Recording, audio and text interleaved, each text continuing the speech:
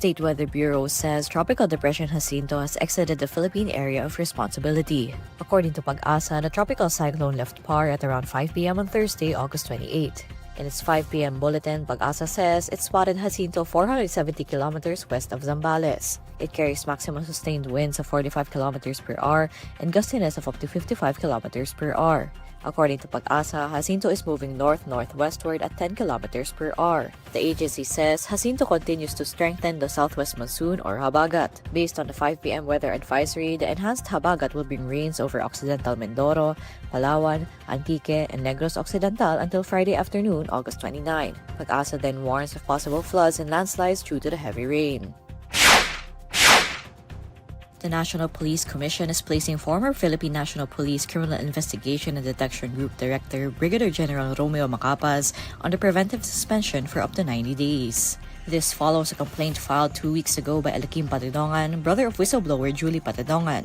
Elikim accused Macapaz of allegedly tampering with the investigation into the abduction of at least 34 Sabongeros. At a press conference on Thursday, August 28, Napolcom Vice Chairperson and Executive Officer Rafael Calinisan says the preventive suspension order is warranted to avoid possible miscarriage of justice. The preliminary evidence and factual allegations supporting the request for preventive suspension point to a level of involvement that satisfies the threshold of serious or grave charges and strong evidence of guilt. Calinisan further clarifies that the preventive suspension was not an indication of Napolcom's decision on the case against him. The imposition of preventive suspension is not a penalty, but a protective and procedural measure intended to preserve the integrity of the investigation, prevent any undue influence or interference in the proceedings, and assure the availability of evidence and witnesses. According to Calinisan, the directive is immediately executory and orders Macapas to report directly to the PNP National Headquarters in Camp Crame. When asked for comment about his preventive suspension, Macapas tells INQUIRER.net it was a normal process. Last week, Napolcom filed administrative charges against Macapas for grave misconduct and conduct unbecoming of a police officer stemming from the Patidongan's complaint. The Patidongans accused Macapas of taking their phones and deleting data from their devices when the CIDG was repatriating brothers Elikim and Jose from Cambodia last July 22 for an investigation into the Sabongeros case. Furthermore, the Patidongans alleged that Macapas tried to fabricate a case against them and pointed them as the masterminds behind the reported kidnapping killings. For his part, Macapas maintained that it was then PNP Chief General Nicolas Torre III who ordered him to file a case against the Patidongans. According to former PNP spokesperson Brigadier General Jean Fajardo, filing a case against the whistleblower and his brothers was so that they could be entered into the Witness Protection Program. Senator Erwin Tulfo is raising the need for the Philippine government to reconsider its stance on a one-China policy, citing Beijing's continued harassment of Filipinos and its claims over the West Philippine Sea. At a Senate Foreign Relations panel hearing on Thursday, August 28, Tulfo stresses that his personal stand comes from the belief that China no longer shows respect to the Philippines. The One China policy is an international principle wherein countries recognize the People's Republic of China as the sole legitimate government of China. It acknowledges that there is only one China, with Taiwan considered a part of it. Among the countries that recognizes this principle is the Philippines. One China policy kami ito, huwag kayong makialam. But what about us? What about our rights? Our rights at the West Philippine Sea? Our fishermen driven away back to our shores? I mean, I don't know. But on my opinion, Madam Secretary, we really have to think of this position. I mean, yes, the United States is observing this one China policy. Hindi naman sila po binubuli. Tayo po nabubuli. In the same hearing, Foreign Affairs Secretary Maria Teresa Lazarus says the Philippines does not recognize Taiwan as a sovereign state. She says the country is leaving it all to the Chinese people to resolve cross-strait matters. And that the Filipino people have long-standing relations with the Taiwanese people and we therefore benefit from continued engagement with them. But just to add a little bit more, we do not recognize Taiwan as a sovereign state. We leave it to the Chinese people to resolve cross-strait matters. Conflict will have an impact on geographically proximate territories. And the President did not deviate from our principle of non-interference in each other's internal affairs. Later in the hearing, the Foreign Affairs Chief addresses Tulfo's suggestion. She explains that there are ongoing mechanisms to de-escalate tension, especially in the West Philippine Sea.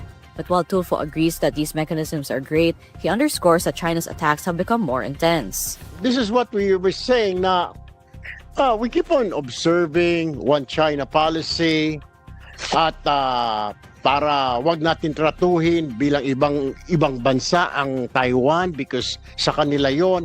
But the point is, pero bakit tayo patuloy po na binabastos ng ating kapitbahay? Is there any tangible leverage we have over China, or are we just allowing ourselves to be bullied in the name of diplomacy? China continues to assert its supposed sovereignty over most of the South China Sea, including the West Philippine Sea. However, a 2016 arbitral award effectively dismissed China's sweeping claims, ruling in favor of the Philippines' sovereign rights.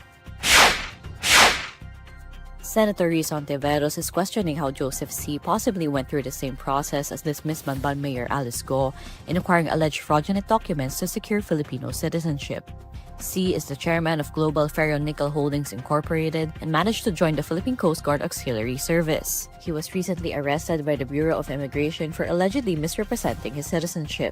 Inakapihan sa Senado forum on Thursday, August 28, Hontiveros wonders who should be held accountable for supposedly allowing a repeat of Guo's situation. Hontiveros says both the Philippine Statistics Authority and the local civil registry will be summoned to clear the issue. Yan ay isang pangunahing tanong namin ngayon. Sino ang dapat managot? Kasi may dapat managot. Yun ba ay yung local civil registrar lamang o yun ay yung Philippine Statistical Authority? But mukhang parehong proseso ang dinaanan ni Joseph C, aka Chen Zhongzhen, aka Shi Zhenzhong, tulad ng dinaanan ni Guo Huaping. Hontiveros warns that even the country's national security was placed at risk when C joined the PCG Auxiliary in 2018.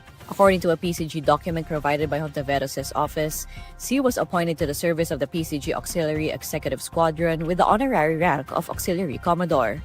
Di pwedeng mayat-maya nilulusutan tayo sa ating mga papeles, nilulusutan tayo sa ating mga institusyon dahil pag yan ay nangyayari, nalulusutan talaga tayo, pati sa ating pambansang soberanya. Kaya kami nag-alala kung engage ba siya sa posibleng pag-espiya dahil nalaman ng opisina ko na nakapag-miyembro pa siya sa Philippine Coast Guard Auxiliary noong 2018. At hindi lamang yon, ang bilis niyang nakapasok. Itong PCG Auxiliary ay NGO. Siya po ay binuo para magbigay ng support function sa operations ng Philippine Coast Guard.